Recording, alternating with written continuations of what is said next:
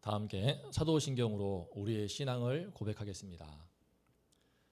전능하사 천지를 만드신 하나님 아버지를 내가 믿사오며 그 외아들 우리 주 예수 그리스도를 믿사오니 이는 성령으로 잉태하사 동정녀 마리아에게 나시고 본디오 빌라도에게 고난을 받으사 십자가에 못 박혀 죽으시고 장사한 지 사흘 만에 죽은 자 가운데서 다시 살아나시며 하늘에 오르사 전능하신 하나님 우편에 앉아 계시다가 저리로서 산자와 죽은 자를 심판하러 오시리라. 성령을 믿사오며 거룩한 공예와 성도가 서로 교통하는 것과 죄를 사하여 주시는 것과 몸이 다시 사는 것과 영원히 사는 것을 믿사옵나이다. 아멘. 다 함께 찬송가 285장으로 새벽 예배를 드리겠습니다.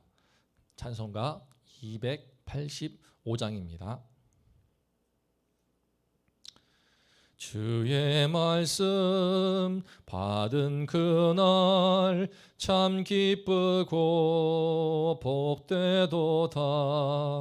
이 기쁜 마음 못 이겨서 온 세상에 전하노라.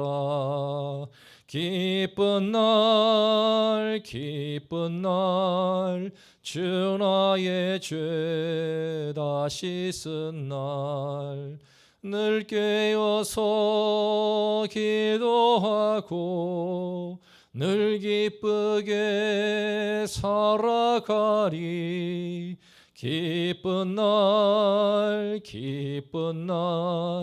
주 나의 죄 다 씻은 날 이 좋은 날 내 천한 몸 새 사람이 되었으니 이 몸과 마음 다 바쳐서 영광의 주를 섬기리. 기쁜 날 주 나의 죄 다 씻은 날 늘 깨어서 기도하고 늘 기쁘게 살아가리. 기쁜 날 주 나의 죄 다 씻은 날 새 사람 된 그날부터 평안한 마음 늘 있어서 이 복된 말 전하는 일 나의 본분 삼았도다. 기쁜 날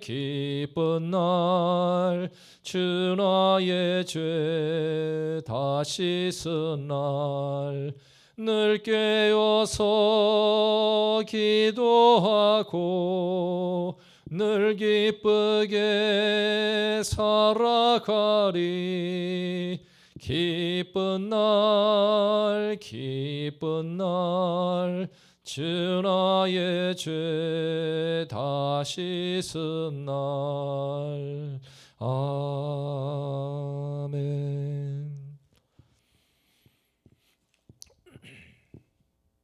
오늘 우리가 이 새벽에 나눌 말씀은 요엘서 1장 16절부터 20절까지입니다. 16절부터 20절까지 제가 말씀을 봉독하겠습니다. 먹을 것이 우리 눈앞에 끊어지지 아니하였느냐? 기쁨과 즐거움이 우리 하나님의 성전에서 끊어지지 아니하였느냐? 씨가 흙덩이 아래에서 썩어졌고 창고가 비었고 곡간이 무너졌으니 이는 곡식이 시들었음이로다. 가축이 울부짖고 소떼가 소란하니 이는 꼴이 없음이라. 양떼도 피곤하도다. 여호와여, 내가 주께 부르짖으오니 불이 목장의 풀을 살랐고 불꽃이 들의 모든 나무를 살랐음이니이다. 들짐승도 주를 향하여 헐떡거리오니 시내가 다 말랐고 들의 풀이 불에 탔음이니이다. 아멘.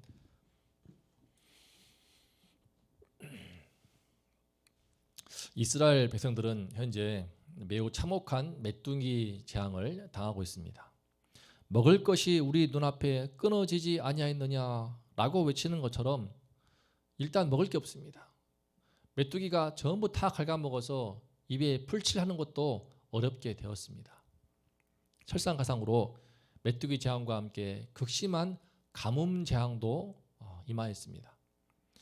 17절을 보면은 씨가 흙덩이 아래에서 썩어졌고 창고가 비었고 곡간이 무너졌으니 이는 곡식이 시들었음이라 라고 말합니다. 씨가 썩고 곡식이 시들어 버린 것, 바로 극심한 가뭄 재앙이 임하였다는 것을 말합니다. 그 가뭄이 얼마나 심하였던지 꼴이 없어서 소떼가 울부짖고 또 양떼가 기진하여 지금 쓰러질 지경입니다.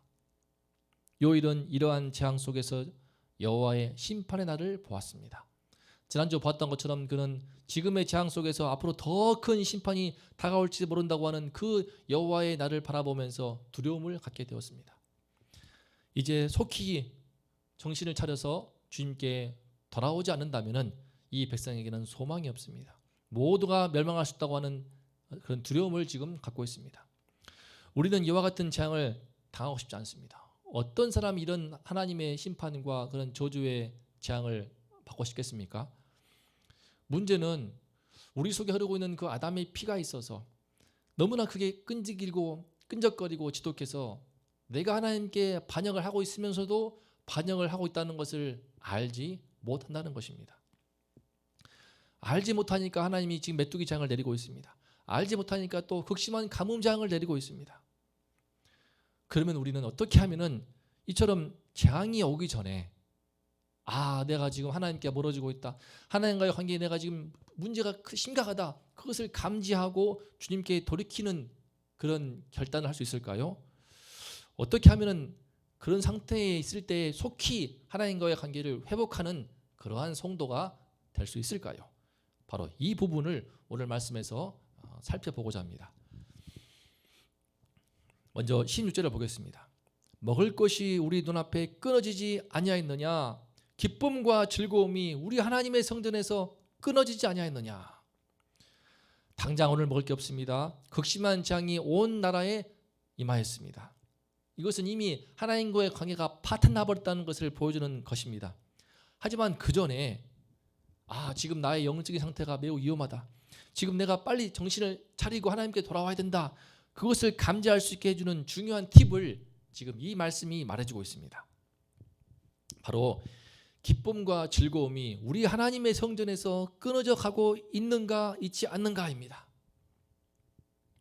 지금 백성들은 메뚜기 재앙, 가뭄 재앙 때문에 더 이상 하나님의 성전에 나와서 제사를 드릴 수가 없게 되었습니다. 요일은 이것에 대해서 하나님의 성전에서 기쁨과 즐거움이 끊어지게 되었다라고 말하고 있습니다.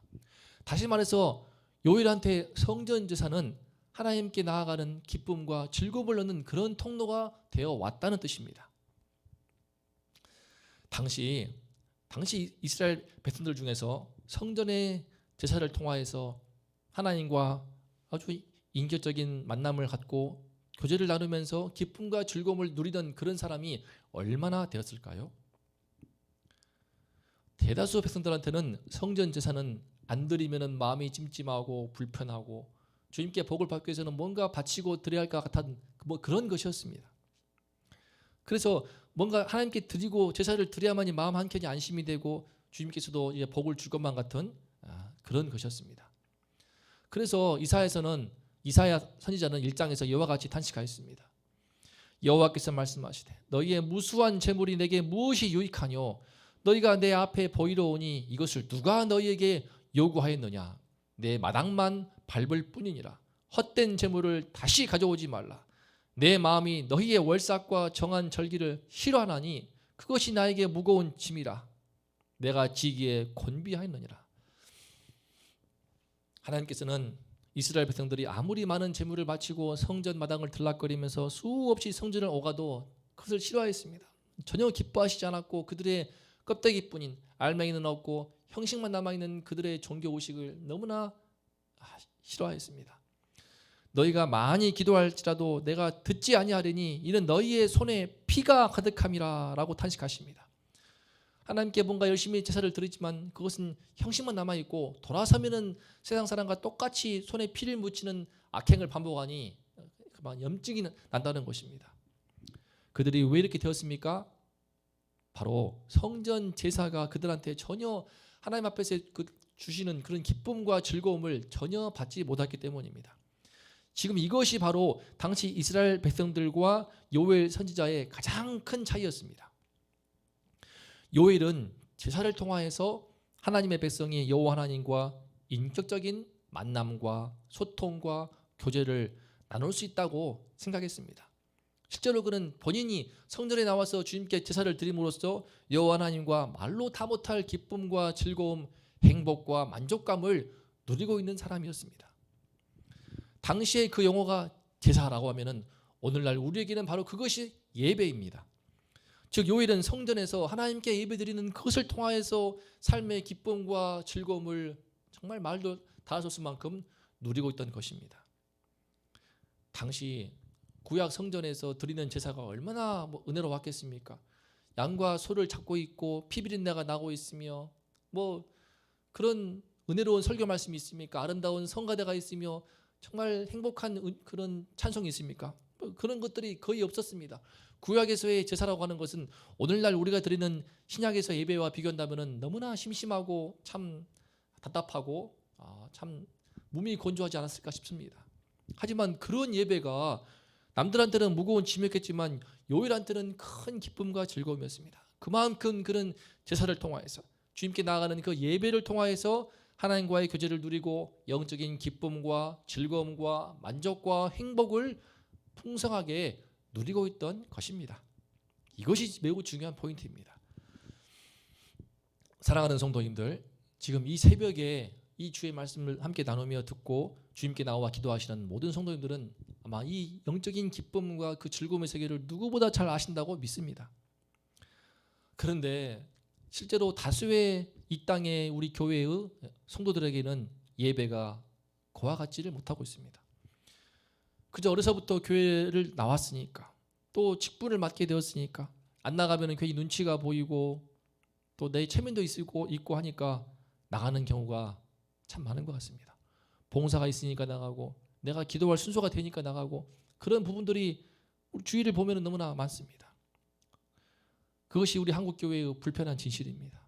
그러다가 코로나가 뻥 터지니까 영상 예배로 나가지 않아도 될 상황이 되니까 그냥 예배가 바로 줄면서 반토막이 났습니다. 아이들은 어떠할까요? 어릴 때는 달란트 시장도 하고 재미있는 놀이도 있고 게임도 있으니까 잘 나옵니다. 하지만 크면 클수록 학교가 먼저가 되고 학원이 먼저가 됩니다.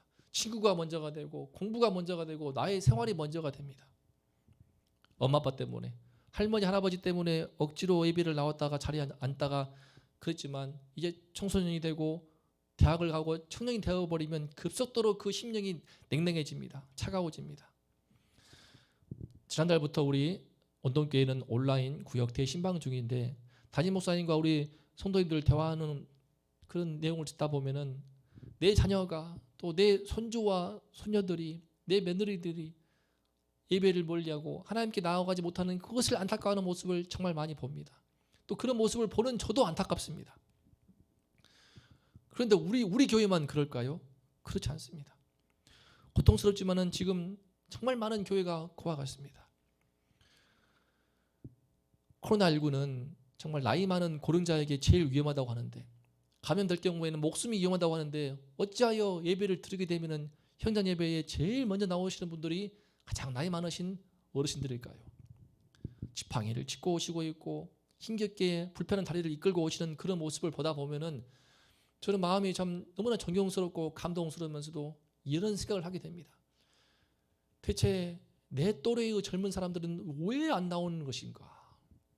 대체 30대, 40대, 50대 그 성도들은 지금 어디 있단 말인가?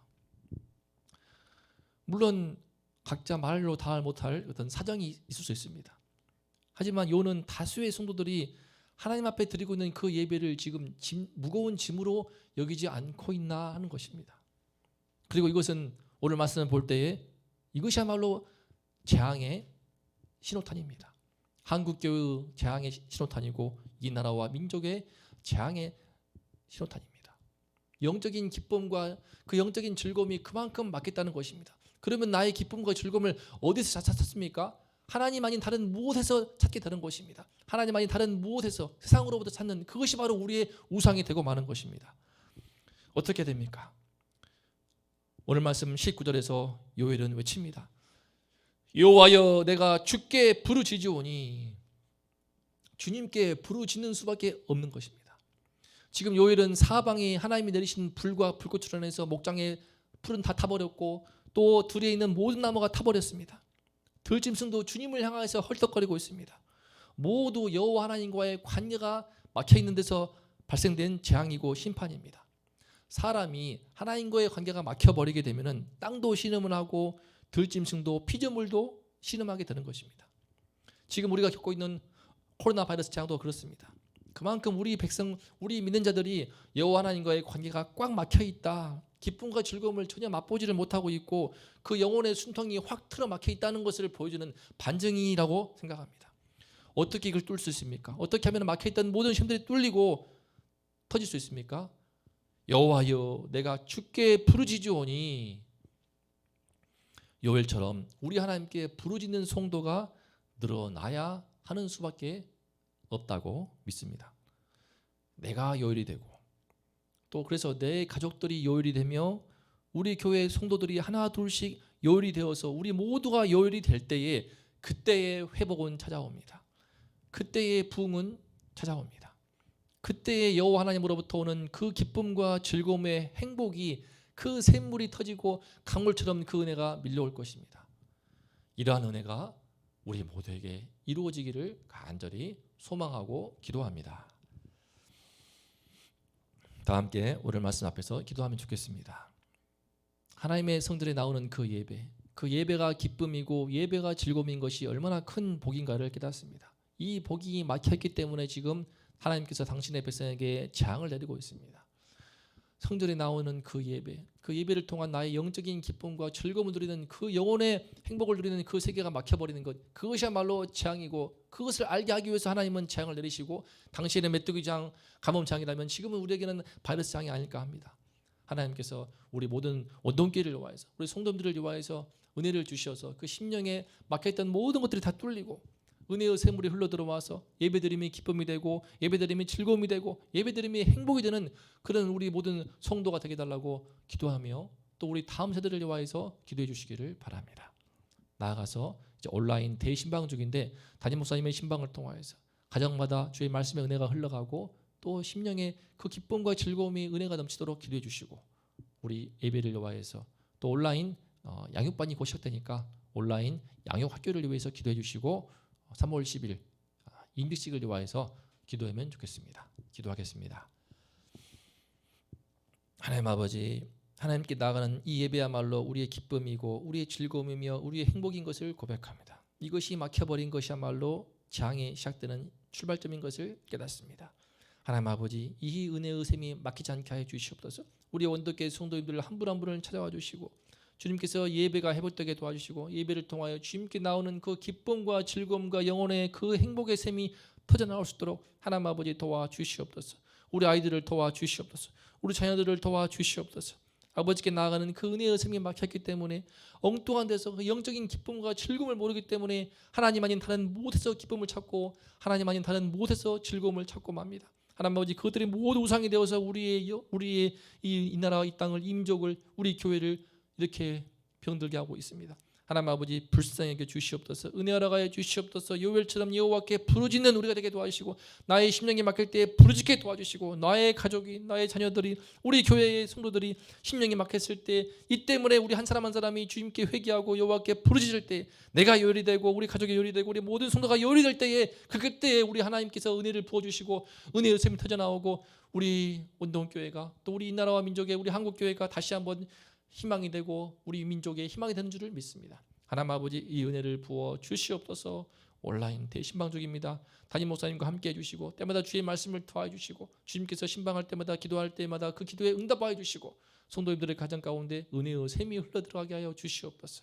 아버지께서 온라인 양육학교를 도와주시옵소서. 주님께서 이 양육반을 통하여서 우리 성도님들을 한 분 한 분의 심령 가운데 깊이 있게 주의 말씀에 흘러 들어가게 도와주시고 더욱더 주님께 나오는 그 예배의 기쁨을 누리게 도와주시고 예배의 즐거움을 누리는 그런 아름다운 통로가 될 수 있도록 축복하여 주시옵소서. 3월 10일 귀한 임직식이 있습니다. 아버지께서 주의 일꾼들을 세워주시고 그 일꾼들의 심령 가운데 그 어느 때보다도 예배하는 기쁨과 즐거움에 그 영혼의 행복을 마음껏 누릴 수 있도록 그 심령의 은혜를 더해 주시고 이분들을 우리 주님의 충성스러운 일꾼들로 굳게 세워 주시옵소서. 하나님 아버지 감사드립니다. 오늘 하루도 주님께 예배드리게 하시님을 감사드리고 오늘 하루도 계속해서 매일매일 매 순간마다 하나님과 소통하며 하나님 안에서 숨쉬며 주님을 예배하는 기쁨을 그 즐거움을 그 영적인 행복감을 날마다 맛보고 누릴 수 있도록 하나님 아버지 우리 모두와 함께하여 주시옵소서.